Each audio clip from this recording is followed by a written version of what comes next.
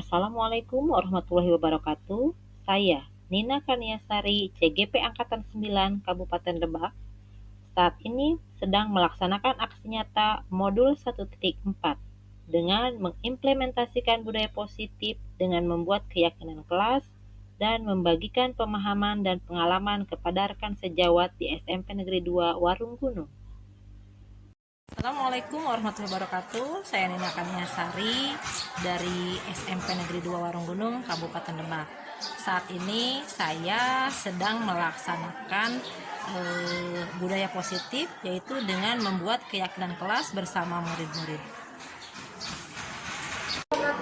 Waalaikumsalam warahmatullahi wabarakatuh. Oke, selamat pagi anak-anak. Pagi. Semangat ya. Ya. Hari ini kita akan membuat keyakinan kelas. Ya, kita buat keyakinan kelas. Caranya gimana? Kita kan punya nama tertib ya. Iya. Peraturan. Di peraturan sekolah. Nah, sekarang kita ke kelas nih, peraturan kelas yang kalian inginkan seperti apa? Ya, kelas supaya nyaman belajarnya yang kalian inginkan seperti apa? Kita buat nih. Nanti ibu minta kalian untuk menuliskan tata tertib atau peraturan yang ingin kalian laksanakan di kelas ini dengan menuliskannya di kertas ini. Kemudian ditempelkan, ya.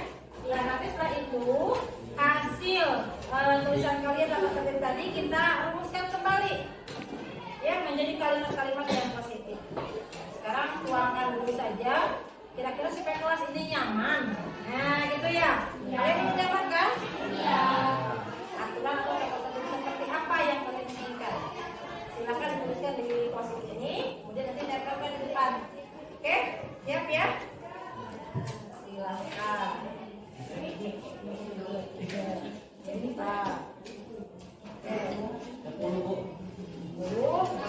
Tuliskan tata tertib atau peraturan. Ya, satu. Berapa, Bu? Satu saja. Nah, supaya kelas nyaman apa nih menurut Dimas? Misalnya, supaya nyaman jangan berisik misalnya ya, atau dilarang berisik. Ya. Ya, tulis aja, tulis, kemudian tempelkan di sini yang sudah. Nanti yang boleh tempelkan di sini. Iya, nggak apa-apa, tempel aja. Sudah, Lina? Oke, yang sudah boleh tempel.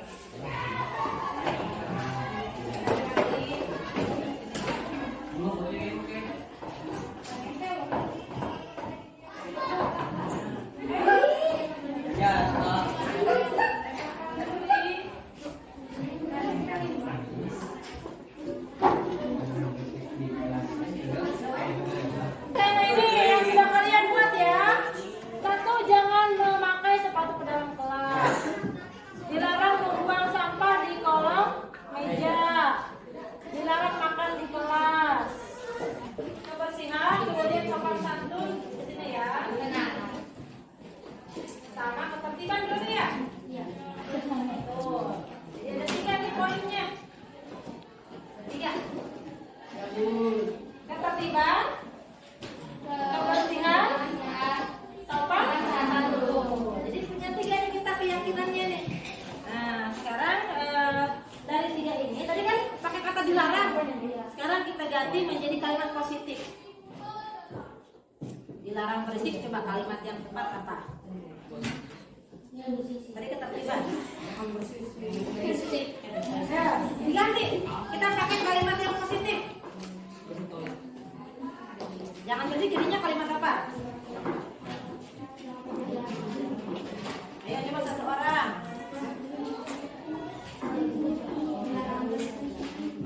Nah, kita ganti menjadi kalimat positif.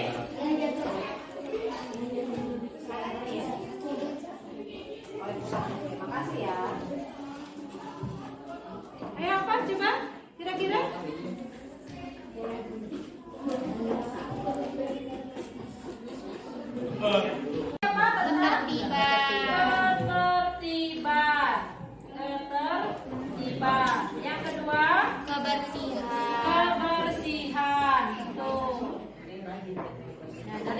kata-kata kalian tadi sudah ada 3 nih poinnya. Yang terakhir Sopan santun. sopan santun. Oke, kita buat kalimatnya nih. Ayo. Ketertiban. Gimana? Tadi kan menggunakan kata dilarang. Dilarang berisik, jangan berisik. Nah, sekarang kita ganti. Kalimat jangan, kalimat dilarang, kalimat tidak menjadi kalimat yang positif. Siapa yang mau menuliskan? Apa tulisan aja? Nurul. Gimana? Coba yang kalimatnya. Berarti harap tenang. Harap tenang saat Oke, terus boleh. Harap tenang. harap tenang saat jam pelajaran. Oke, good.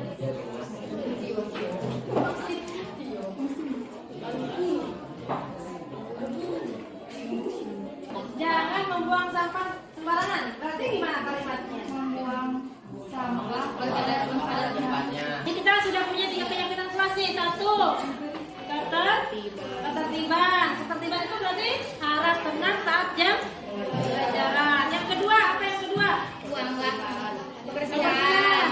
Apa di sana? Buanglah sampah pada tempatnya.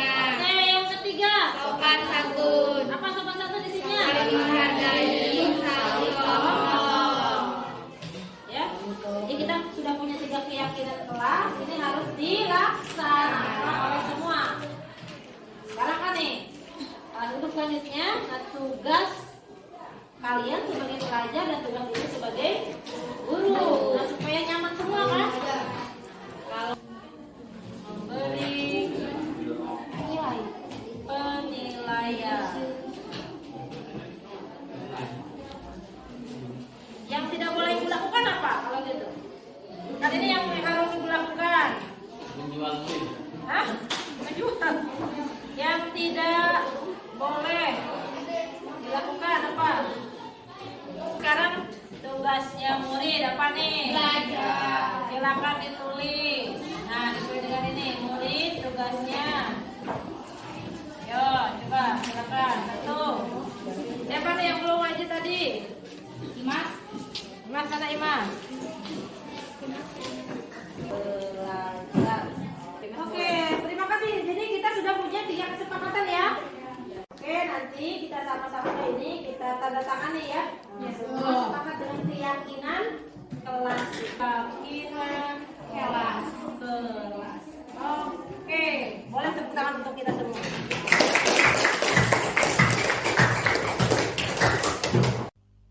Untuk aksi nyata selanjutnya, saya melaksanakan diseminasi budaya positif di SMP Negeri 2 Warung Gunung.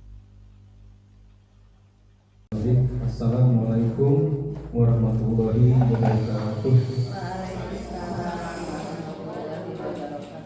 Yang terhormat Bapak Kepala SMP Negeri 2 Warung Gunung, Bapak Dr. Andes Dayat MPD. Yang saya hormati Bapak dan Ibu Dewan Guru.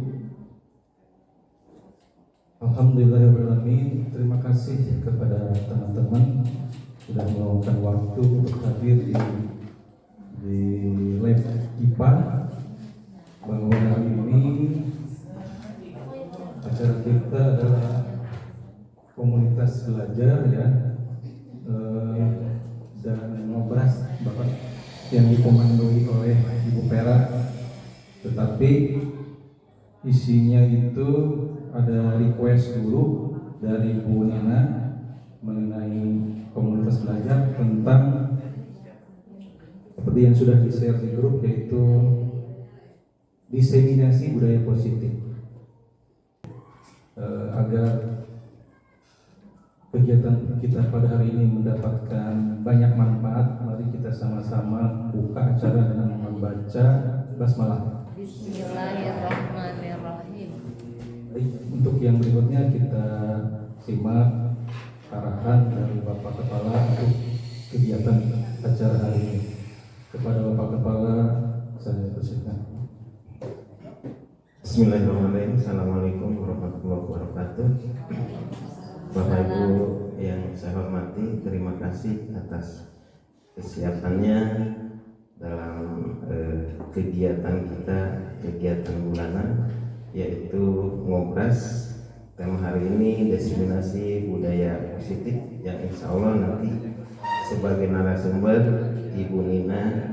Sebelum mudah-mudahan kita di siang hari ini mendapatkan barokah dari Allah Subhanahu wa Ta'ala, dan juga kita diberikan kesehatan. Salawat dan salam kita curahkan kepada junjungan kita Nabi besar Muhammad Sallallahu Alaihi Wasallam, kepada sahabatnya, kepada keluarganya, kepada umatnya, dan mudah-mudahan di yaumul akhir nanti kita mendapatkan syafaat beliau. Alhamdulillah hari ini kita panjatkan kehadirat Allah Subhanahu wa Ta'ala. Hari ini kita bisa berkumpul bersama di komunitas belajar kita SMP Negeri Warung Gunung dalam kegiatan diseminasi budaya positif. Ini untuk terima kasih.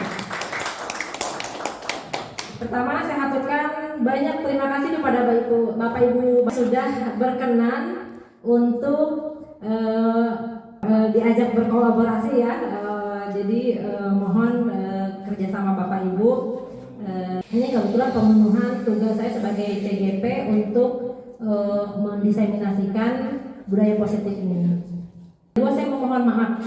Dalam diseminasi ini bukan bermaksud saya lebih hebat, lebih jago dari Bapak Ibu, ya, karena saya juga sama belajar gitu ya, sama-sama belajar bagaimana melaksanakan peran sebagai guru. Nah, kebetulan saya mendapatkan pengetahuan ini. Kebetulan ini giliran saya ternyata harus membagikan juga ilmunya gitu ya, supaya tidak dikegeuk sorangan gitu. Ya, mudah-mudahan apa yang saya bagikan bisa bermanfaat untuk kita semua. Amin. Dan Pak Hasim nggak harus aku juga, nggak apa-apa.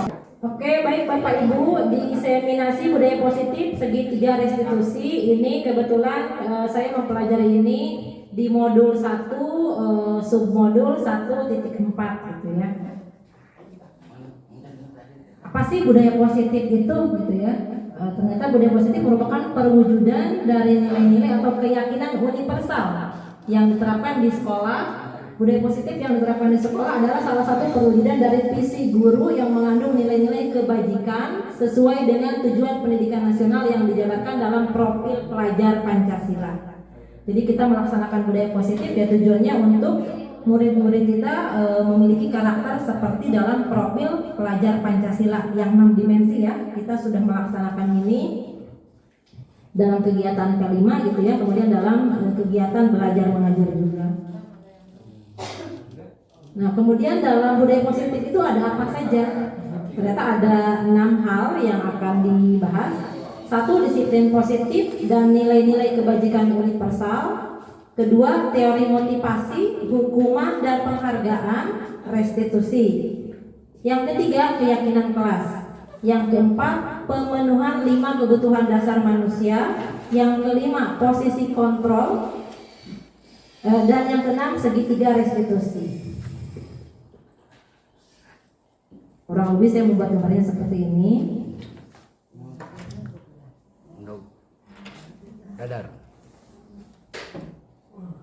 Yang pertama, disiplin positif dan nilai-nilai kebajikan. Ini oleh Diana Gusen dalam bukunya Restructuring School Discipline. Ya, jadi disiplin itu kita kembalikan ke makna sebenarnya. Pemantik setuju atau tidak setuju dengan pertanyaan ini gitu ya. 1, apakah Bapak Ibu setuju gitu ya kalau katanya hukuman dapat mendisiplinkan anak? Setuju atau tidak? Setuju. Oke. Yang tadi Bu Haji tidak setuju ya. Tidak pendapat nggak apa-apa ya. Iya betul. Yang kedua, pemberian hukuman dengan hal positif seperti membaca atau membersihkan halaman sekolah dapat meningkatkan disiplin anak. Apakah Bapak Ibu setuju? Setuju. Apa alasannya Bapak Ibu setuju? dengan pertanyaan ini? Karena kalau tidak diberikan hukuman yang positif, anak itu menganggap kita itu tidak ada takdiran ke depannya. Lah, mesti jadi ada hukuman dia. Iya. Terima kasih Pak Gun. Baik ya, oke. Yang ketiga,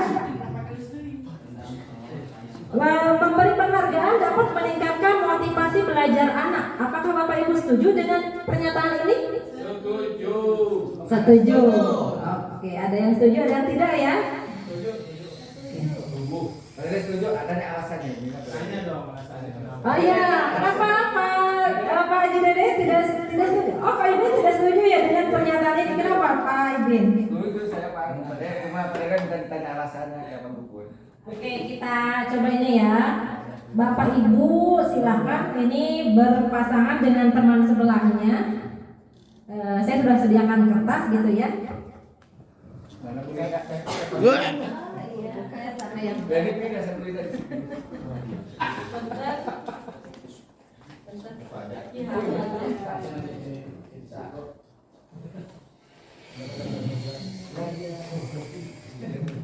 Bunyinya ada KR Pak Bukun.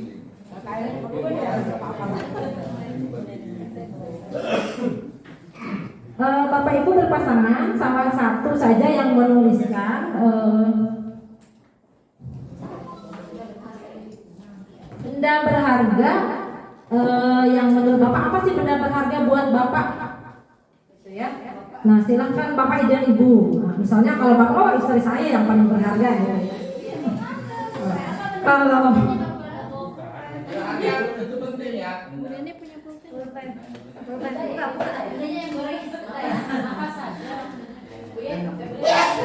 benda ya, berarti bukan manusia ya. Kalau manusia bukan benda. Ya boleh silakan buang oleh salah satu saja. Kemudian simpanlah ini yang benda berharga ini dikepal dengan kuat oleh Bapak Ibu gitu ya. Dikepal dengan kuat.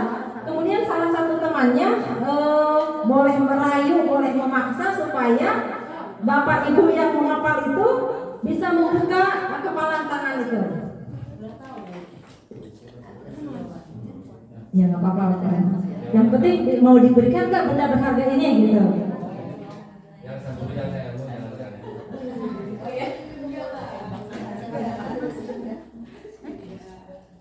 Boleh dengan membujuk, mengancam, menghardik, merayu, menyuap, apa saja akan dapat membuka kepalan tangan Anda.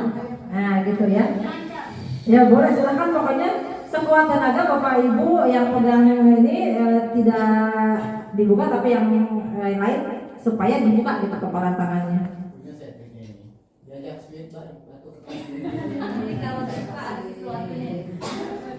Oh, gugun jelas ya. Dirayu nggak bisa ya. Kekang gitu ya. Oke.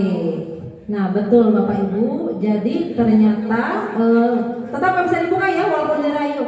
Jadi memang jadi kita bisa simpulkan bahwa posisi kontrol kita bukan dari orang lain, tapi dari diri sendiri.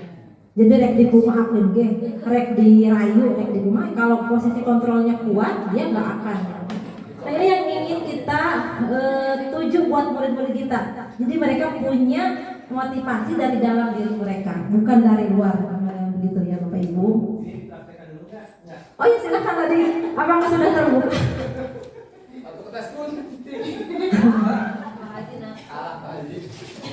Jadi tetap ya, tidak bisa dipaksakan ya.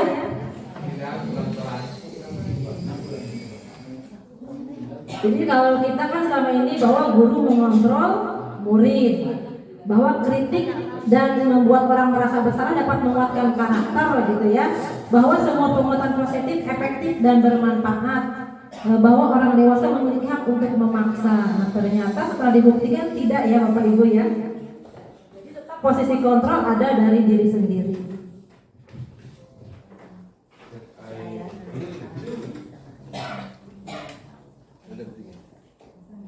Oke, jadi ini kita mencoba mengubah kalau stimulus responnya begini.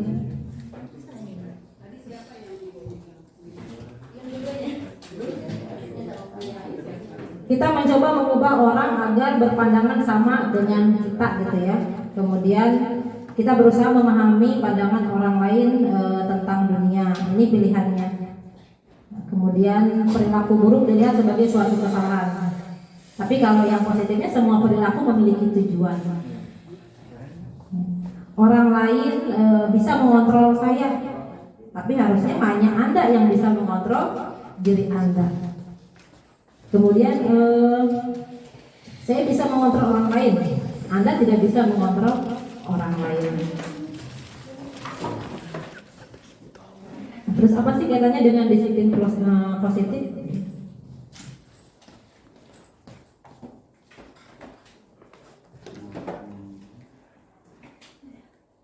Jadi teori kontrol oleh Dr. William Grosser ini, Anda atau kita tidak bisa mengontrol orang lain, hanya kita yang bisa mengontrol diri kita.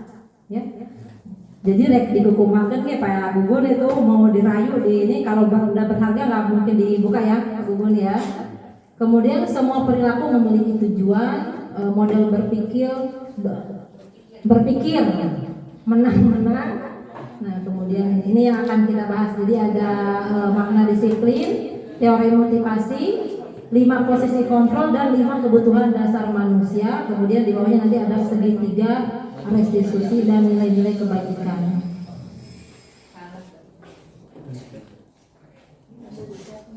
Sambil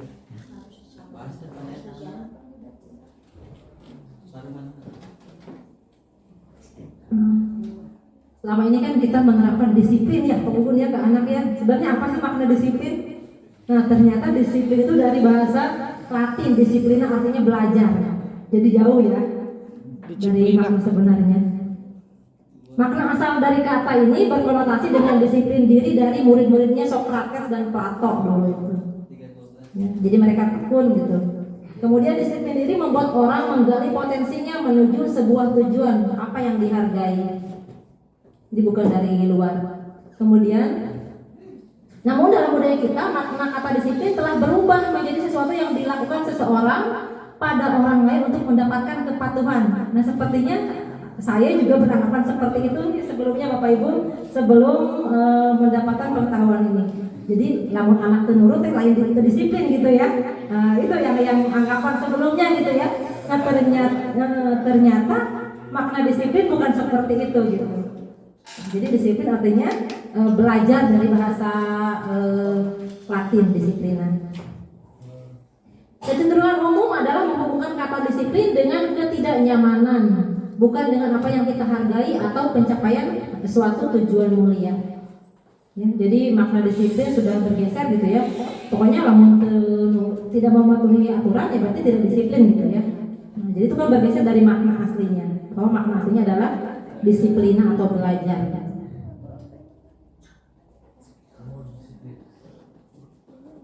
Nah, untuk disiplin diri tadi, bahwa seseorang memiliki disiplin diri bukan karena dorongan orang lain. Nah ini ada nilai-nilai kebajikan yang dipahami oleh seseorang, maksudnya murid kita ini.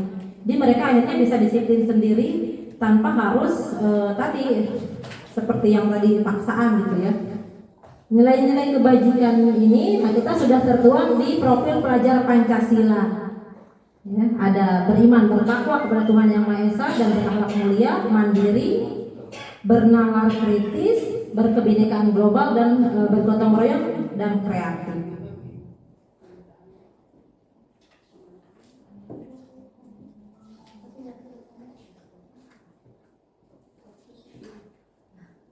Jadi setiap manusia ketika melakukan satu tindakan gitu ya, ini ternyata ada 3 hal di sini. Jadi ada motifnya, ada 3 motivasi setiap perilaku manusia. 1 motivasi eksternal, 2 motivasi eksternal juga ya. Kemudian motivasi internal. Jadi yang pertama untuk menghindari ketidaknyamanan atau hukuman. Apa yang terjadi apabila saya tidak melakukan. Jadi anak-anak misalnya pakai topi gitu ya, upacara itu kita biasanya karena mereka menghindari supaya nggak dihukum gitu ya. Kemudian yang keduanya ada juga tuh motivasi ingin mendapat imbalan gitu ya. Oh ya, kalau misalnya saya melaksanakan tugas dari Bu Ya, pasti Bu Ya ngasih nilainya tinggi gitu ya. Nah, jadi ada sesuatu yang diharapkan. Nah, padahal yang kita inginkan kan anak itu yang ketiga nih, untuk menghargai diri sendiri, bahwa apa yang mereka lakukan memang perlu mereka lakukan gitu. Jadi tidak ada motivasi eksternal. Itu tujuan disiplin positif tadi. Ya. Jadi apa yang kita namanya ke siswa gitu, ke murid, ya kita inginkan. Kayaknya sepakat ya semua ya, bahwa murid ketika berperilaku mereka diri gitu. Jadi bukan hanya karena takut dihukum, kemudian karena ingin mendapat imbalan. Oh ya, kalau misalnya sama Bu Yani pasti suka dikasih permen gitu.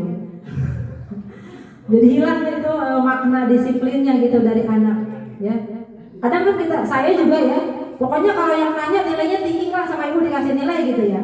Nah, akhirnya mereka yang punya keinginan untuk bertanya juga jadi berkurang tuh, jadi hilang nilai-nilai disiplin mereka karena ada imbalan yang ingin mereka capai kan. Jadi bukan motivasi intrinsik lagi yang mereka tunjukkan, tapi motivasi ekstrinsik.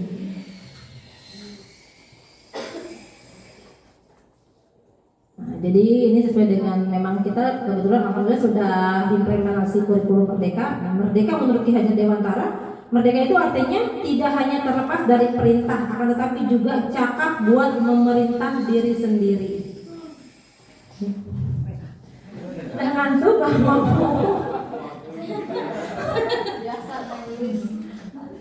Nanti presentasi.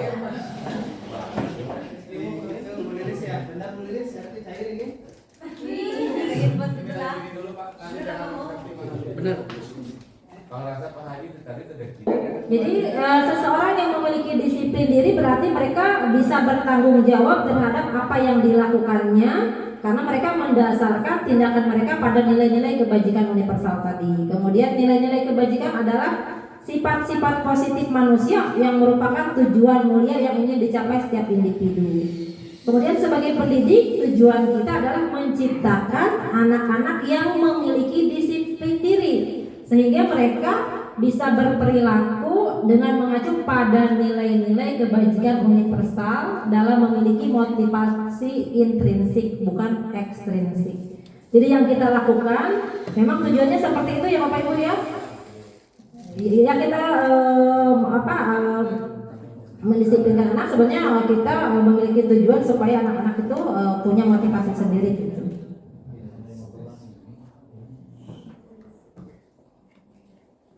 Yang tadi jadi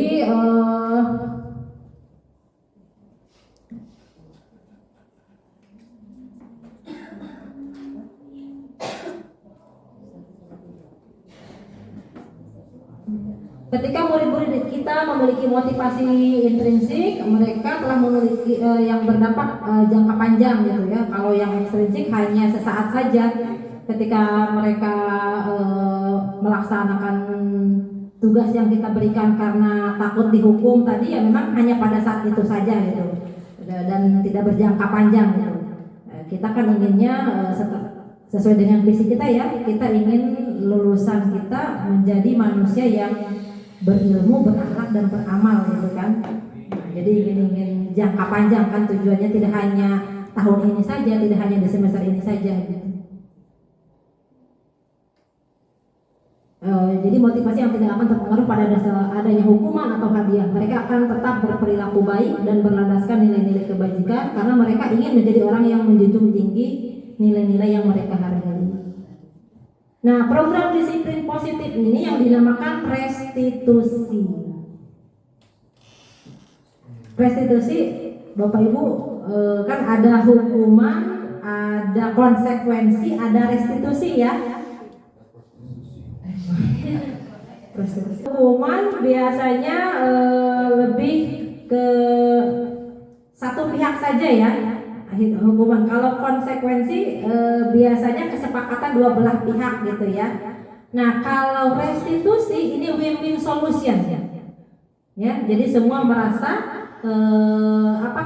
dihargai gitu ya, baik yang bapak ibu gurunya maupun murid-muridnya. Restitusi adalah proses menciptakan kondisi bagi murid untuk memperbaiki kesalahan mereka sehingga mereka bisa kembali pada kelompok mereka dengan karakter yang lebih kuat. Restitusi juga merupakan proses kolaboratif yang mengajarkan murid untuk mencari solusi untuk masalah mereka dan membantu murid berpikir tentang orang seperti apa yang mereka inginkan dan bagaimana mereka harus memperlakukan orang lain.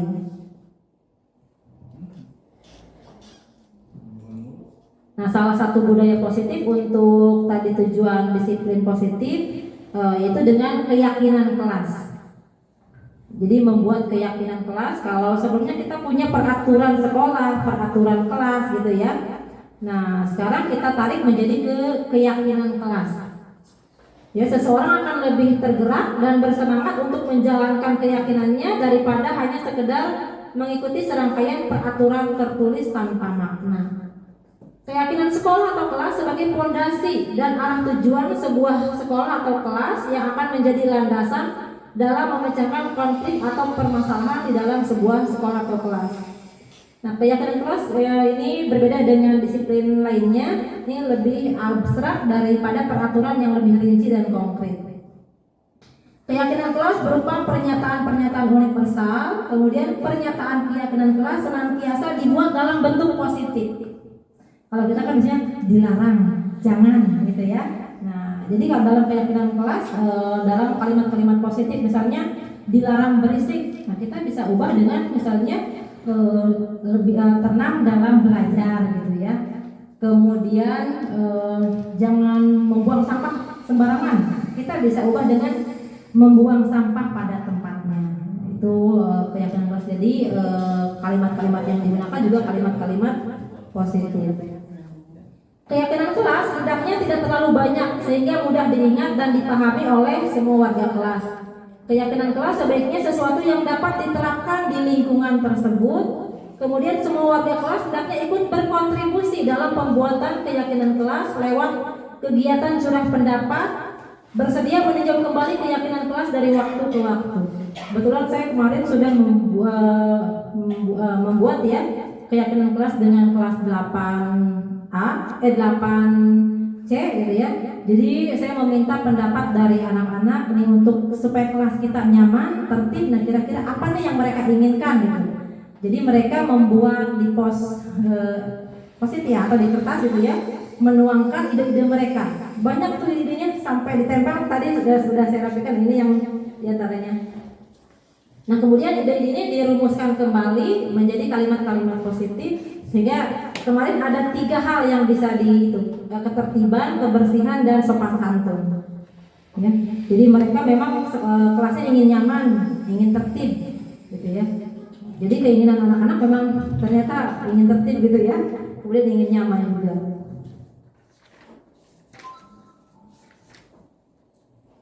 Nah, setelah keyakinan kelas dibuat, ini kita juga perlu tahu, tapi terkadang ada murid yang melakukan pelanggaran gitu ya. Walaupun kita sudah punya keyakinan kelas, sudah punya peraturan kelas, tetapi ada beberapa murid yang kadang melanggar keyakinan itu. Nah, ini kita sebagai guru harus tahu gitu ya, kenapa sih gitu melanggar gitu ya. Saya yakin Bapak Ibu pengalamannya sudah lebih dari saya, mungkin sudah bagaimana menangani pelanggaran-pelanggaran ini. Jadi yang pertama kita harus mempercayai murid dulu gitu ya. Apa sih tujuan mereka melakukan pelanggaran ini? Karena setiap manusia memiliki tujuan dalam berperilaku. Nah, ternyata mungkin saja mereka melanggar keyakinan kelas itu karena ada kebutuhan dasar mereka yang tidak terpenuhi. Ya, 5 kebutuhan dasar itu ada penguasaan, kasih sayang dan rasa diterima, bertahan hidup, ya, kemudian kesenangan, kebebasan. Semua orang senantiasa berusaha untuk memenuhi kebutuhannya dengan berbagai cara. Bila mereka tidak bisa mendapatkan kebutuhan dengan cara yang positif, mereka bisa melanggar peraturan atau melakukan hal-hal yang tidak sesuai dengan nilai-nilai kebajikan. Jadi ketika seorang murid melakukan suatu perbuatan yang bertentangan dengan nilai-nilai kebajikan atau melanggar peraturan, hal itu sebenarnya dikarenakan mereka gagal memenuhi kebutuhan dasar mereka. Tidak sedikit ya dari murid kita yang memang mungkin kebutuhan dasarnya ini belum terpenuhi gitu ya. Mungkin mereka butuh kasih sayang atau penguasaan, ada pengakuan gitu ya. Kemudian bertahan hidup. Kadang ada kan ya suka ngambil makanan temennya gitu ya. Kita kan biasanya langsung mencap, mana nyokotan ini ya. Kita ya celamitan gitu ya. Padahal mungkin ada kebutuhan mereka yang tidak terpenuhi. Mungkin salah satunya bertahan hidup juga tadi, lapar tadi, mungkin belum sempat di rumahnya, belum sempat sarapan.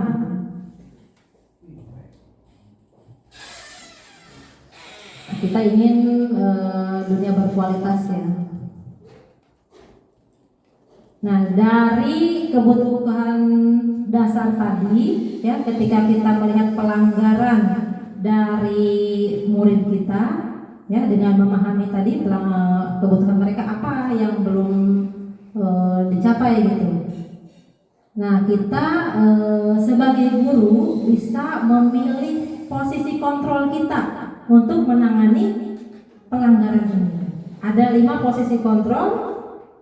1 sebagai penghukum, 2 pembuat rasa bersalah, 3 sebagai teman, 4 sebagai pemantau, dan 5 sebagai manajer. Kira-kira apakah Bapak Ibu ada di 5 posisi ini, di bagian manakah itu? Sebagai teman ya. Sebagai teman ya. Sebagai manajer juga. Oke, kita cek ya. Nah, sebagai penghukum, seseorang penghukum bisa menggunakan hukuman fisik maupun verbal. Orang-orang yang menjalankan posisi penghukum senantiasa mengatakan bahwa sekolah memerlukan sistem atau alat yang dapat lebih menekan murid-murid lebih dalam lagi. Guru seperti ini senantiasa percaya hanya ada satu cara agar pembelajaran bisa berhasil, yaitu cara diam. Kadang saya juga pernah yang melakukan sebagai penghukum gitu ya. Aneh keburangan wae gitu ya, tanpa kita melihat kebutuhan dasar murid kita apa gitu ya. Kadang saya juga pernah gitu sebagai penghukum juga, tapi setelah ini mudah-mudahan posisinya pindah gitu ya, nggak sebagai penghukum. Kemudian yang kedua, pembuat merasa bersalah. Nah, pada posisi ini biasanya guru akan bersuara lebih lembut. Pembuat rasa bersalah akan menggunakan keheningan yang membuat orang lain merasa tidak nyaman, bersalah atau rendah diri. Di posisi ini murid akan memiliki penilaian diri yang buruk tentang diri mereka. Murid merasa tidak berharga dan telah mengecewakan orang-orang yang disayanginya. Saya juga pernah juga ya, mungkin Bapak Ibu enggak ya. Jadi mana mata ibu gitu ya, mana mata taruhnya Kak Ibu, padahal Pak Ibu mantuan mana gitu ya. Nah, jadi anak itu merasa bersalah, ternyata katanya nih tidak tepat posisi ini gitu. Yang ketiga, teman. Guru pada posisi ini tidak menyakiti murid, namun akan tetap berupaya mengontrol murid melalui persuasi. Posisi teman pada guru bisa negatif ataupun positif. Positif di sini berupa hubungan baik yang terjalin antara guru dan murid. Guru di posisi teman menggunakan hubungan baik dan humor untuk mempengaruhi seseorang. Ya. Tapi ada hal negatifnya Pak Bubun. Hal negatif dari posisi teman katanya ini adalah bila suatu saat guru tersebut tidak membantu, maka murid akan kecewa. Hal lain yang mungkin timbul adalah murid hanya akan bertindak untuk guru tertentu dan tidak untuk guru lainnya. Murid akan tergantung pada guru tersebut. Jadi lamun bageuna teh Pak Bubun doang. Gitu ya. Jadi padahal kan kita inginnya ke setiap Bapak Ibu guru kan anak itu. Selanjutnya pemantau. Pemantau berarti mengawasi. Pada saat kita mengawasi, kita bertanggung jawab atas perilaku orang-orang yang kita awasi. Posisi pemantau berdasarkan pada peraturan dan konsekuensi. Dengan menggunakan sanksi atau konsekuensi, kita dapat memisahkan hubungan pribadi kita dengan murid. Sebagai seseorang yang menjalankan posisi pemantau, seorang pemantau sangat mengadakan penghitungan catatan data yang dapat digunakan sebagai bukti atas perilaku seseorang. Posisi ini akan menggunakan stiker, slip, catatan, daftar cek. Pernah ya Bapak Ibu ya jadi pemantau ya? Saya juga di kelas nih yang belum mengerjakan tugas, nah gitu ada datanya gitu ya. Ini yang pernah melanggar nih sih ini, nah ini jangan. Iya, itu pemantau karena ngecek terus gitu ya. Ini posisi pemantau. Nah, yang terakhir manajer. Diharapkan kita berada di posisi ini. Posisi terakhir, manajer adalah posisi di mana guru berbuat sesuatu bersama dengan murid, mempersilahkan murid mempertanggungjawabkan perilakunya, mendukung murid agar dapat menemukan solusi atas permasalahannya sendiri. Tugas seorang manajer bukan untuk mengatur perilaku seseorang. Kita membimbing murid untuk dapat mengatur dirinya. Seorang manajer bukannya memisahkan murid dari kelompoknya, tapi mengembalikan murid tersebut ke kelompoknya dengan lebih baik dan lebih kuat. Memang tidak mudah, tetapi insya Allah ketika kita konsisten, ya mudah-mudahan apa yang kita cita-citakan, apa yang kita harapkan bisa terwujud begitu Bu. Karena kita kolaborasi, kita tidak bekerja sendiri. Ya kita mulai dari nanti tadi membuat keyakinan kelas, kemudian dan saya yakin kalau Bu Yani sudah ini sih lebih dekat ke murid-muridnya juga. Nah, tujuan akhir dari 5 posisi kontrol seorang guru adalah pencapaian posisi manajer. Ya, mudah-mudahan ya kita berada di posisi kelima ini, di mana di posisi inilah murid dapat menjadi pribadi yang mandiri, merdeka, dan bertanggung jawab atas segala perilaku dan sikapnya, yang pada akhirnya dapat menciptakan lingkungan yang positif, nyaman, dan aman. Amin. Nah, ini salah satu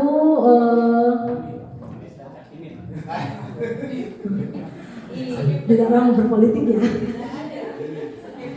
Oke. Nah, ini segitiga restitusi ini adalah tindakan di mana kita sebagai posisi kontrol manajer. Ya, jadi ketika kita menyikapi murid kita yang melanggar keyakinan kelas, nah kita memposisikan diri sebagai manajer dan menerapkan segitiga restitusi ini. Segitiga restitusi sebagai salah satu cara menanamkan disiplin positif pada murid sebagai bagian dari budaya positif di sekolah. Ciri-cirinya restitusi yang membedakan dengan program disiplin lainnya. Restitusi bukan untuk menebus kesalahan, namun untuk belajar dari kesalahan. Karena setiap orang kan pernah berbuat salah ya. Nah, kita ingin perbuatan salah ini menjadi pembelajaran buat murid kita, supaya dia, oh iya, kesalahan ini sebaiknya tidak dilakukan. Itu yang ingin kita capai kan. Kemudian restitusi memperbaiki hubungan. Restitusi adalah tawaran, bukan paksaan. Restitusi menuntun untuk melihat ke dalam diri. Restitusi mencari kebutuhan dasar yang mendasari tindakan. Restitusi diri adalah cara yang paling baik. Restitusi fokus pada karakter, bukan tindakan. Restitusi menguatkan. Restitusi fokus pada solusi. Restitusi mengembalikan murid yang berbuat salah pada kelompoknya. Jadi nggak dipecing gitu ya, nggak dilabeling gitu. Nah ini. Jadi dalam tindakan restitusi ada 3, sebutnya segitiga. Pertama nih menstabil, ketika anak melakukan pelanggaran, kita bisa membuat tindakan. 1, menstabilkan identitas dulu. Ya, nah, mungkin kita bisa menyampaikan, oh iya, ibu juga pernah kok berbuat salah gitu ya. Dan setiap orang pernah melakukan kesalahan. Itu menstabilkan identitas. Jadi supaya anak tidak merasa ini dulu merasa bersalah, kemudian merasa dikucilkan. Nah, selanjutnya validasi tindakan yang salah. Jadi kita menggali informasi apa sih alasan mereka berbuat pelanggaran itu. Jadi kita bisa melihat nih kebutuhan dasar apa yang ternyata mereka gagal penuhi. Nah yang ketiganya menanyakan keyakinan. Kita kan sudah buat nih keyakinan kelas peraturan gitu ya. Nah kemudian kita menanyakan keyakinan kelas apa nih yang sudah kamu langgar. Kemudian bagaimana supaya kita tawarkan solusi. Jadi bukan kamu harus, karena kamu melanggar kamu harus mengepel lantai gitu ya. Kadang saya juga seperti itu ya. Tapi ini sekarang sudah berusaha untuk menjadi di posisi manajer dan menerapkan segitiga restitusi ini. Memang berat dan tidak bisa dengan mudah seperti membalikan telapak tangan gitu ya. Ini ada contoh videonya. Belum Bu Ima, belum ice breaking sebentar ya. Nah,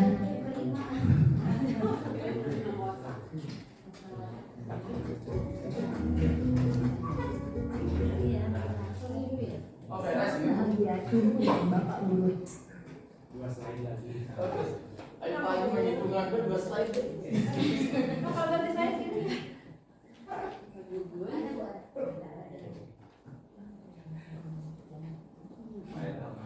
Iya, penting kertas plat ya.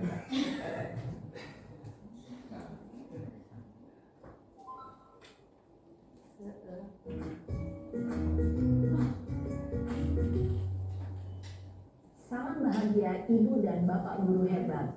Dalam penerapan disiplin positif restitusi, salah satu program yang dikembangkan adalah 5 posisi kontrol. 5 posisi kontrol dalam restitusi adalah proses perjalanan seorang pendidik agar dapat mengenali dirinya. Pada video kali ini, kita akan membahas tentang 5 posisi kontrol yang dikembangkan oleh Diane Rosen dan contoh penerapannya.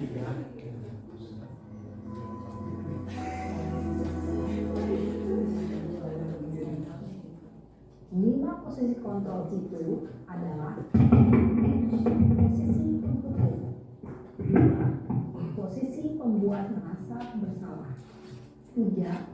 Posisi teman, 4. Posisi pemantau atau monitor, dan 5. Posisi manajer. Untuk lebih memahami kelima posisi tersebut, mari kita saksikan kasus Naren yang terlambat hadir 20 menit di sekolah dan melihat bagaimana kelima posisi kontrol dalam menghadapi masalah tersebut.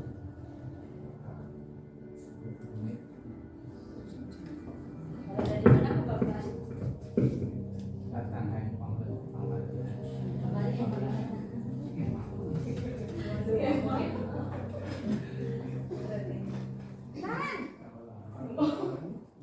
Sini kamu. Selamat pagi Bu. Selalu terlambat. Kamu deh pasti terlambat. Saya boleh sampai 2 minggu dan gitu. Ada satu apa lagi? Kapan sih kamu tidak terlambat? Malas sekali ya kamu jadi anak. saya Dasar pemalas. Gak kapok-kapok sih kamu.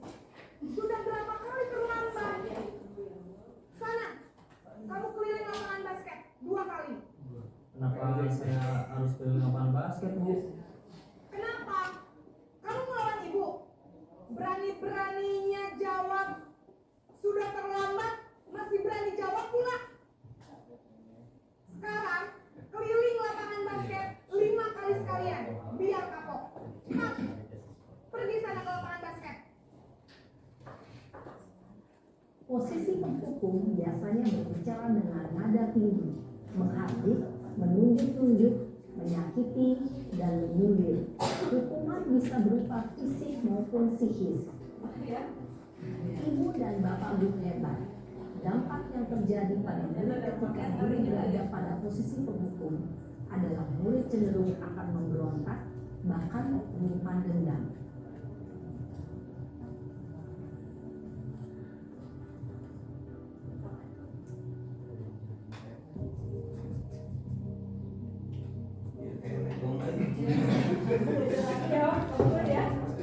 ikan padang.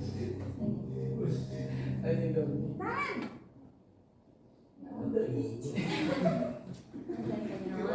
Selamat pagi Bu. Naren. Kamu kenapa terlambat lagi, Nak? Ya Tuhan, Naren. Kamu senang ya bikin ibu susah ya? Kalau kamu terlambat lagi, nanti ibu yang ditegur bapak kepala sekolah, Nak. Disangka ibu tidak bisa mengajar kamu. Pernah juga. Gimana ini? Maaf Bu. Duh, Gusti Naren. Kamu suka ya kalau ibu ditegur bapak kepala sekolah? Sorry, Fadila, pamit. Dapat. Benar ya, ada yang juga harusnya kita mengalami itu ya. Kemal. Jangan bikin susah lagi ya, Nak ya. Ibu tidak akan kuat lagi kalau kamu begini terus. Nyerah. Bisa jatuh kalau ditegur bapak kepala sekolah. Sana cepat kelas. Maaf ya Bu. Maaf sekali. Posisi membuat rasa bersalah, berbicara dengan nada tenang, cenderung lembut. Namun kata-kata yang diutarakan membuat Nurul merasa menjadi orang yang gagal, memandang buruk dirinya sendiri, merasa tidak berharga, dan tidak sanggup membahagiakan orang lain. Ketika guru mengambil posisi pembuat rasa bersalah, murid akan menganggap dirinya yang bersalah dan ia akan menyimpan emosi negatif tersebut di dalam dirinya. Kuat ya ternyata ya. Pasti, dalam pena. Ada ngobrol ada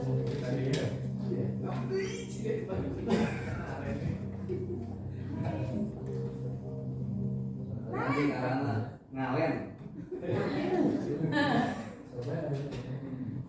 Selamat pagi Bu.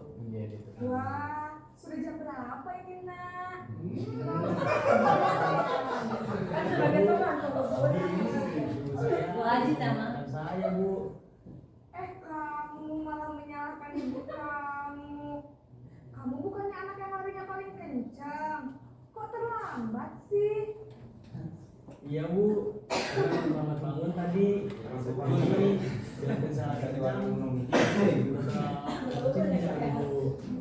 Ya sudah sana.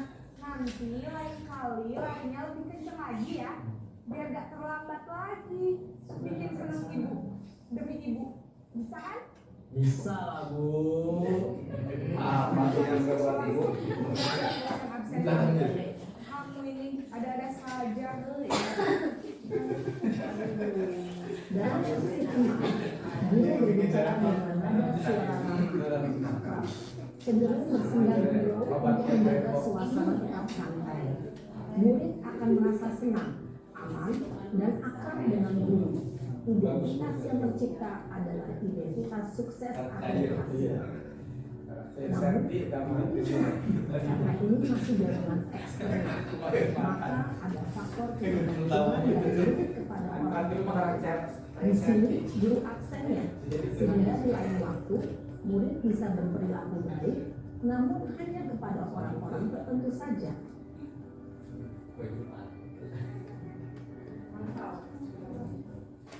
CCTV ya. Masuk 14. Aduh ini baik. Naren!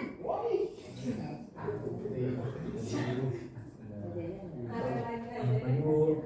Naren, apa peraturan sekolah kita tentang jam berapa kita harus di sekolah? Kita harus di sekolah jam 7 Bu. Iya betul, sekarang sudah jam 7.20. Naren sudah tahu konsekuensinya jika terlambat hadir. Paham Bu. Saya harus tinggal kelas pas jam istirahat selama 20 menit. Iya benar, konsekuensinya demikian. Jadi nanti jam 9.30 pas istirahat, kamu harus tinggal di kelas, kerjakan tugas tambahan untuk ketertinggalan kamu, ya? Baik Bu. Posisi pemantau mengandalkan penghitungan atau data untuk mengontrol murid. Guru mengarahkan murid berdasarkan peraturan dan konsekuensi. Seorang pemantau menunjukkan bahasa tubuh dan ekspresi wajah yang datar dan informal. Yang terakhir itu posisi yang diharapkan Bapak Ibu. Tidak sisa kan? Anda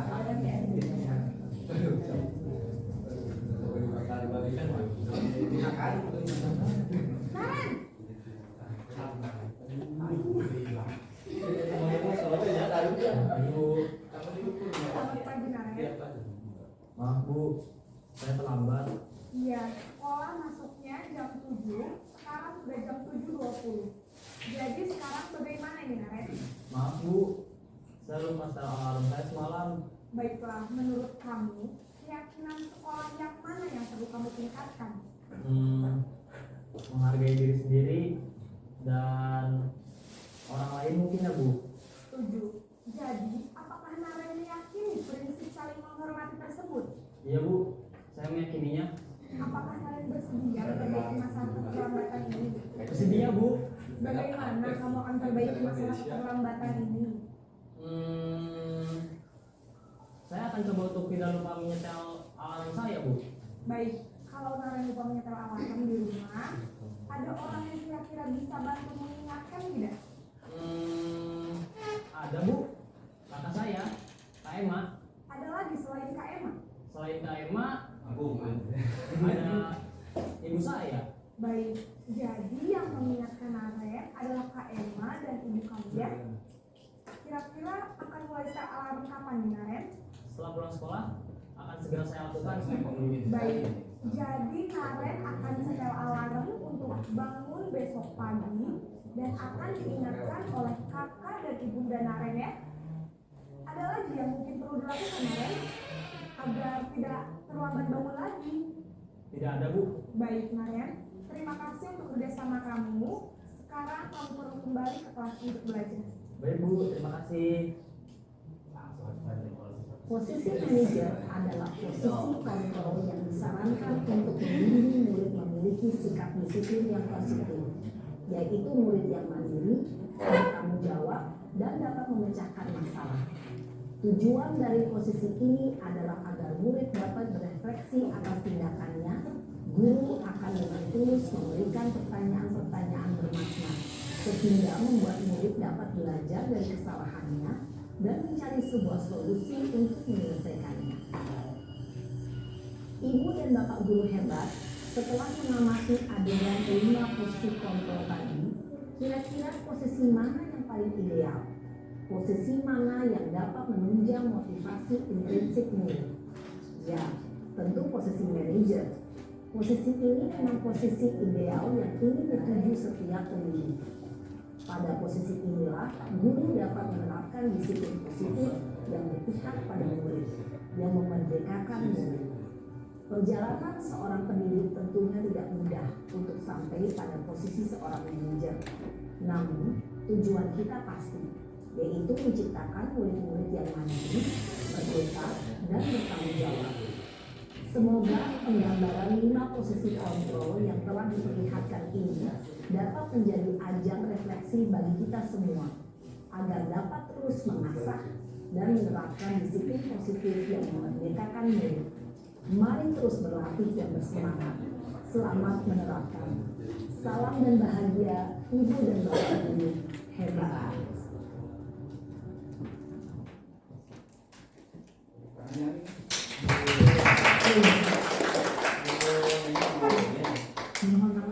Apakah dari 5 tadi berlaku secara universal? Yang 5 posisi kontrol tadi, memang kadang kita tapi yang diharapkan gitu ya, sebagai guru kita berada di posisi manajer gitu ya. Maksudnya universal bisa diberlakukan untuk semua gitu Pak ya. Semua daerah. Sebab ada pengamatan seperti gini. Untuk di salah satu tempat di kata-kata di tong sampah, terima kasih telah membuang sampah pada tempatnya. cek pengamat tadi sama jangan orang Sunda. Oh iya betul. Tapi untuk orang-orang tertentu kalau tidak ada kata jangan eta moal nurut gitu. Jangan buang sampah di sini. Itu berlaku untuk di daerah tertentu. Ini mah ini ada Bu ini untuk menginikan mencairkan suasana Bu. Betul Pak, terima kasih. Betul tadi ya, ada kata jangan ya. Tapi kan memang tujuan kita kan supaya ada apa namanya yang kita motivasi intrinsik kan ya. Nah, kata jangan dan berhasil berarti bukan dari motivasi intrinsik tapi ekstrinsik, karena tadi ada satu ketakutan gitu ya, karena kalau saya melanggar pasti ada hukuman. Nah kemudian kalau misalnya saya melanggar ini, kalau tidak melanggar saya dapat apa namanya reward gitu. Nah mungkin memang di satu tempat berlaku, tapi kan ini mungkin hanya jangka pendek saja ya. Kita kan inginnya berkepanjangan gitu ya, artinya jangka panjang sampai ini menjadi membudaya tidak hanya di sekolah tetapi di masyarakat, baik masyarakat lokal kita maupun nanti masyarakat Indonesia pada umumnya gitu. Itu aja mungkin Pak. Jadi memang kalau menurut ya seharusnya universal gitu ya bisa diberlakukan gitu. Tetapi memang setiap daerah memiliki kebiasaan yang berbeda gitu ya. Memang ada satu daerah memang yang harus keras aja gitu. Ya mungkin memang budayanya gitu, budaya positif yang mereka ini memang seperti itu. Dan memang katanya gitu tidak bisa langsung serta merta berubah gitu. Kan namanya budaya akan terlihat mungkin jangka waktu tertentu ya, akan terlihat hasilnya gitu. Ya terima kasih Pak. Mungkin tambahan jadi dari 5 posisi tadi kadang-kadang kita perlu yang nomor 1, tapi tidak serta-merta harus nomor 1. Hanya untuk mengingatkan kayak kita ini berkendaraan kan di depan rel ada trafik kecil, mungkin trafik kecil juga perlu, tapi mungkin ini hanya untuk mengingatkan sebab tidak selamanya anak menyadari bahwa atau untuk menginikan anak menyadari itu ada perlu waktu dan perlu kesabaran. Jadi kita sebagai pendidik memiliki tugas yang pertama adalah membuka wawasan anak agar anak menyadari dan akan timbul motivasi dari tadi. Ketika kita hanya menjejali teori-teori, ya saya rasa akan sulit anak itu sadar akan siapa saya, potensi saya apa, dan saya akan menjadi apa dan lain sebagainya. Itu mungkin tugas kita sebagai pendidik. Tanggung jawab yang paling berat adalah membuka cakrawala berpikir anak agar anak menyadari bahwa dia itu memiliki potensi dan bahwa dia itu bisa menjadi A dan menjadi B menjadi C ketika mereka memiliki motivasi intrinsik. Yang paling ini kita harus menjaga agar anak itu kalau di budaya Sunda pulang ke bawah habak-habak. Itu yang paling bisa ya agar anak tidak ini tapi ajak pada pendirian dan pada pendirian yang disadari bahwa dia itu memiliki kompetensi. Terima kasih. Bapak, terima kasih Pak. Betul ya, jadi memang harus diwujud apa namanya ekstrinsik dulu, nah baru akan muncul intrinsiknya gitu. Nah, jadi memang untuk anak-anak harus ekstrinsiknya dulu nih motivasinya, nah, baru nanti setelah menyadari mereka akan Baik, mungkin Bapak Ibu itu saja yang bisa saya sampaikan di kegiatan diseminasi budaya positif ini. Semoga kita selalu dalam keadaan sehat. Ya, silakan Pak Haji. Haji Dede. Bismillahirrahmanirrahim. Assalamualaikum warahmatullahi wabarakatuh. Kalau saya melihat 5 video tadi, Kalau bagi saya sendiri itu mungkin akan mengkolaborasikan semuanya gitu. Iya. Situasional. Karena yang pertama dilakukan juga saya sering melakukan gitu. Walaupun mungkin tidak sekasar yang dicontohkan di video gitu. Cuma saya tertarik begini, disiplin ya. Selama ini dalam ingatan saya yang namanya disiplin itu adalah taat terhadap suatu ketentuan ya. Mungkin kalau agama ya taat dengan ketentuan beribadah dan beragamanya. Kalau yang orang kita ini taat dengan ketentuan tata tertib sekolah. Itu yang intinya adalah disiplin itu adalah taat ya. Sadar akan ketentuan yang sudah ada yang sudah berlaku. Tadi di sini disiplin itu yang paling akan bertampak pada seseorang itu adalah kalau disiplin itu berdasarkan motivasi dari dalam atau intrinsik gitu ya. Saya cuma bertanya gitu ya, mau bertanya itu bagaimana cara menumbuhkan agar seorang siswa itu bisa sadar gitu kan, bisa tumbuh dengan sadar, bisa mendirikan diri sendiri. Sebab saya sudah melakukan ya berbagai cara kepada bukan anak tertentu, ada beberapa anak gitu kan ya. Ada beberapa anak terutama yang selama ini mungkin sedikit istimewa lah dibanding dengan anak yang lainnya, terutama dalam hal ya yang sedikit menyimpang dari yang diinginkan gitu kan, dari yang diinginkan oleh ketentuan sekolah lah ini. Karena saya berusaha untuk menjabarkan apa yang ada di tata tertib sekolah ini. Nah, kalau saya memberi contoh begini gitu kan ya, saya berusaha memberi contoh kepada anak yang selama ini gitu kan ya.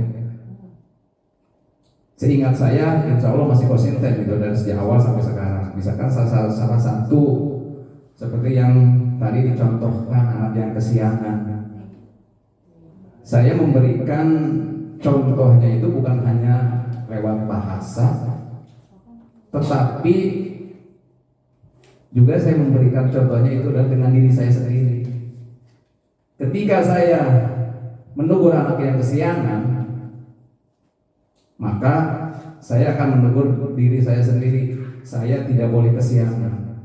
Dan itu diterapkan gitu selama ini ya secara konsisten oleh saya untuk berusaha untuk itu gitu kan. Tetapi untuk anak tertentu setelah diajak ngobrol gitu kan ya, ditanya seperti tadi alasannya kenapa kamu kesiangan dan lain sebagainya, tapi anak ini tetap aja gitu kan ya. Jadi saya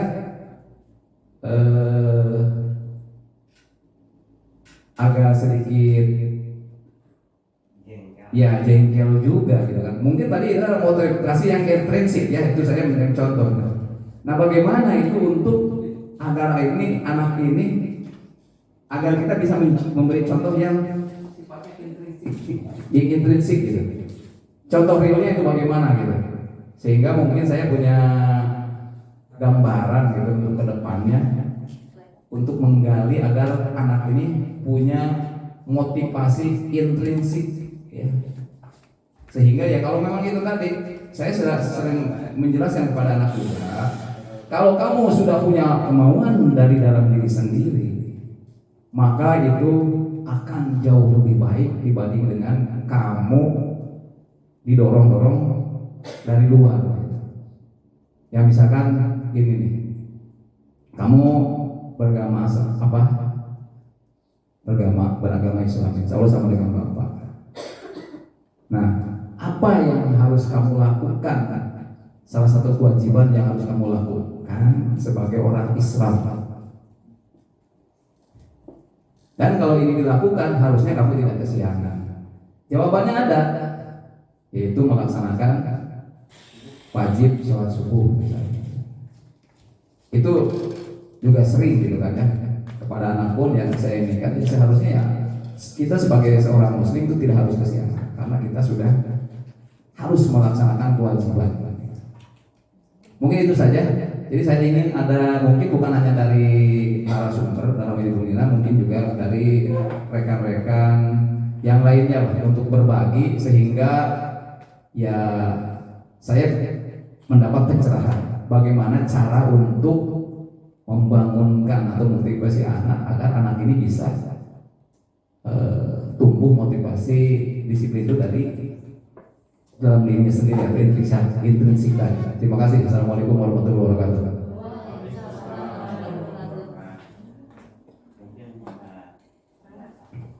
Ini mah punten hanya menambahkan saja. Yang pertama barangkali walaupun saya yakin Pak Asep sudah melakukannya. Yang pertama kali itu adalah kita mengamati keluarga di keluarganya, pola asuh dan lain sebagainya, itu harus mengetahui dulu ya.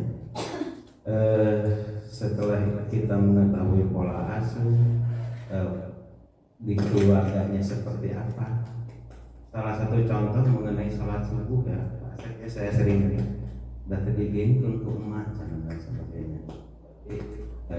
Setelah menemukan hal seperti itu, langkah untuk selanjutnya kita berkolaborasi dengan keluarga, kerjasama dengan pihak keluarga. Yang kedua juga tak kalah pentingnya adalah kesepakatan itu kita taati semua. Seperti tadi kata Pak Asep, ketika kita memberikan ini jam 7.10, nah jam 7.05 kita sudah standby di sekolah. Agar apa? Agar ketika kita memberikan pengumuman tidak di-skat balik oleh anak. Misalnya begini, ketika saya tahu Pak Asep konsisten, ketika di lapangan Pak Asep menegur anak-anak, kunjung kita belakangan guru nage. Jadi saya juga sering kesiangan kalau ada hal-hal yang misalkan ini berusaha untuk ini. Jadi di sini yang pertama kita mengerti latar belakang, yang keduanya kesepakatan yang telah kita lakukan kita beri lakukan dengan sebaik-baiknya agar kita tidak dibalik, di-kick balik oleh anak. Dan yang selanjutnya barangkali kita juga seperti yang dikatakan oleh Kiai Hajar Dewanto, para pendidik lainnya, kita juga harus mengetahui karakter anak, bakat anak. Mungkin kita terlalu memaksakan misalnya, ternyata anak ini karakternya di sini seperti saya kalau mengikuti seminar atau apapun, kadang-kadang saya agak lemot gitu ya, tapi ketika teman saya menyatakan begini contoh hal seperti aplikasi yang nanti Pak Edo jelaskan, ketika mendengar saya sama sekali tidak mudeng gitu, tapi langkah-langkah yang saya ini kan oleh teman-teman, yang dipraktekkan oleh teman-teman, baru saya memahami itu. Nah, jadi itu juga penting mengetahui karakter anak-anak. Selain dari pola asuh, karakter anak juga perlu mengetahui. Contoh saya sering mencontohkan ya Bapak Ibu sekalian, ketika saya sekolah, saya sering tidak ikut pelajaran matematika ya. Bahkan karena pelajaran matematika pada saat itu hari Sabtu, jam terakhir hampir maghrib gitu ya, jam terakhir. Ketika hari Sabtu itu saya pulang kampung gitu, karena saya kos-kosan sekolahnya, dan mobil yang langsung ke Bogor itu mobil dari Cirebon ke Bogor itu kebetulan lewat depan sekolah. Pasti saya itu setiap itu tidak ikut pelajaran itu. Yang pertama salah satu ininya sore hari gitu ya, sangat terakhir. Yang keduanya memang maaf, mudah-mudahan diterima iman Islamnya menurut saya itu. gaya mengajarnya itu tunduk gitu ya. Jadi ke rumah jam pelajaran terakhir kata mama tunduk, cara penyampaian dan lain sebagainya.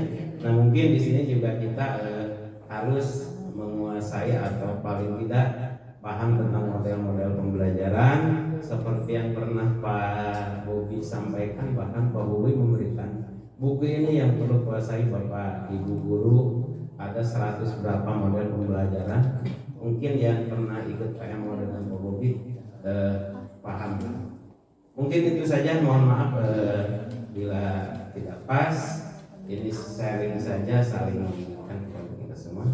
Assalamualaikum warahmatullahi wabarakatuh. Baik, terima kasih Bapak.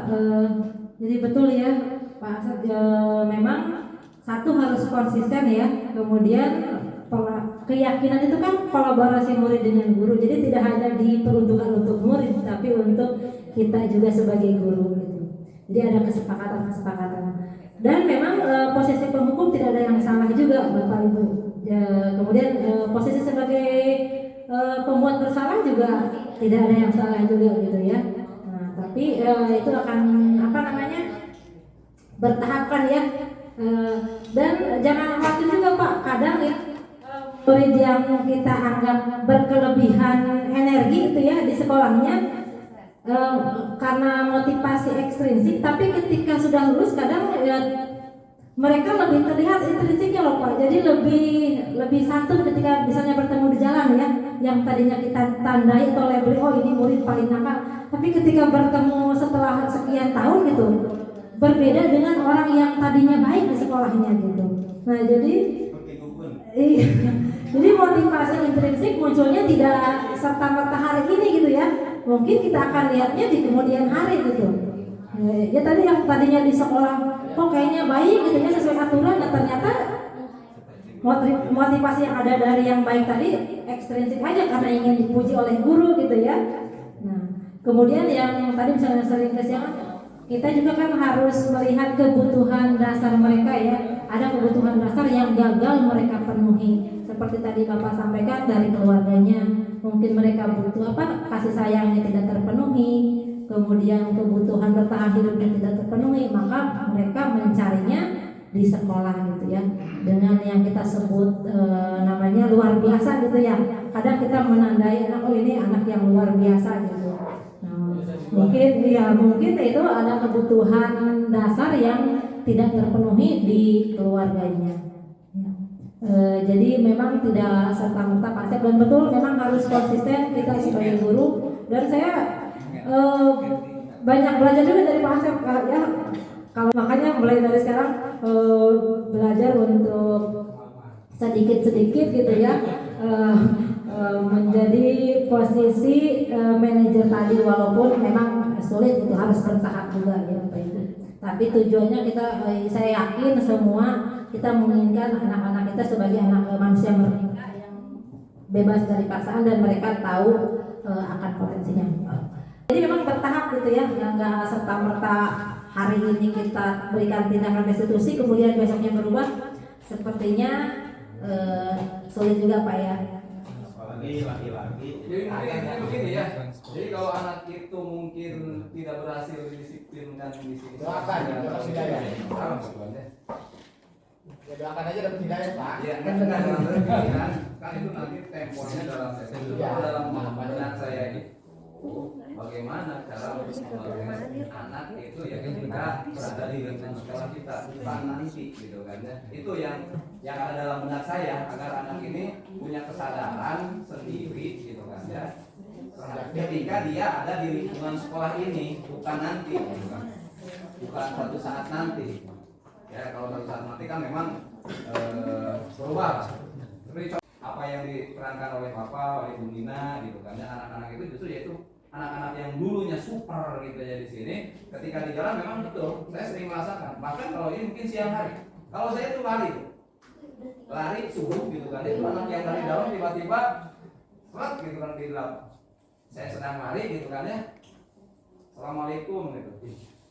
Itu kadang-kadang ada anak-anak yang ya itu tadi yang pas-pasan dengan kita ya cuek saja gitu kan ya. memang saya juga merasakan banyak yang anaknya dulu ya superhero sudah itu ketika sudah dia di mana itu memang apa yang digambarkan. Mungkin tambahan Mas saja ketika kita ingin menginikan di kita sekarang ini ya ada kesepakatan. Misalnya begini, misalkan anak baju dikeluarkan, ketika ketemu saya, ketika ketemu Pak Asep, baju dimasukkan kira-kira, tapi lah gue izin nyantai baik. Berarti di sana perlu ada keseragaman. Itu memang harus komitmen Pak, sama-sama gitu ya. Kita dengan jadi nggak hanya dengan Pak Asep dalam bekerja, tapi Bapak Ibu guru yang lain juga memang komitmen. Mungkin seni dan caranya berbeda saja. Seni yang berbeda. Iya. Pak Bu Izi mau menambahkan, silakan. Menambahkan aja mungkin di sini peran wali kelas juga mungkin ya. Sebagaimana kita di sini di sekolah kan sebagai orang tua kedua mungkin ya. Jadi mungkin lebih peran wali kelas saja lebih ditingkatkan. Kadang memang saya sendiri sebagai wali kelas memang butuh waktu ya untuk menangani siswa yang kehadirannya seperti apa, itu butuh waktu. Contohnya kalau lagi misalnya kenapa dalam seminggunya selalu ada apa? Saya butuh di rumahnya. Sampaikan